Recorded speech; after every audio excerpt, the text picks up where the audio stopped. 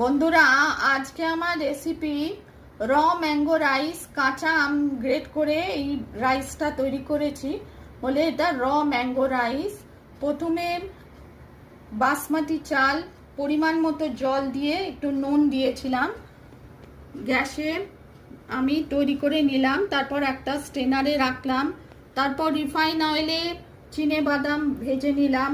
তারপর ওই অয়েলেই আমি চানা ডাল, ছোলার ডাল আর উড়দ ডাল, সাদা উড়দ ডাল ভেজে নিলাম। সর্ষে কারি পাতা ফোড়ন দিয়ে গ্রেটেড আমটাকে একটু নেড়ে চেড়ে নিলাম, একটু ঢাকা দিয়ে রান্না করলাম।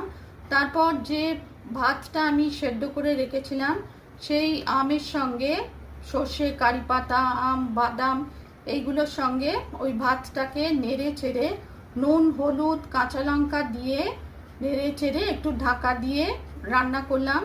তৈরি হলো র ম্যাঙ্গো রাইস। রেসিপি পছন্দ হলে লাইক করবেন, চ্যানেলটিকে সাবস্ক্রাইব করার অনুরোধ রইল। টেস্টি র ম্যাঙ্গো রাইস লাঞ্চ আর ব্রেকফাস্ট দুটোতেই তৈরি করে দেখতে পারেন।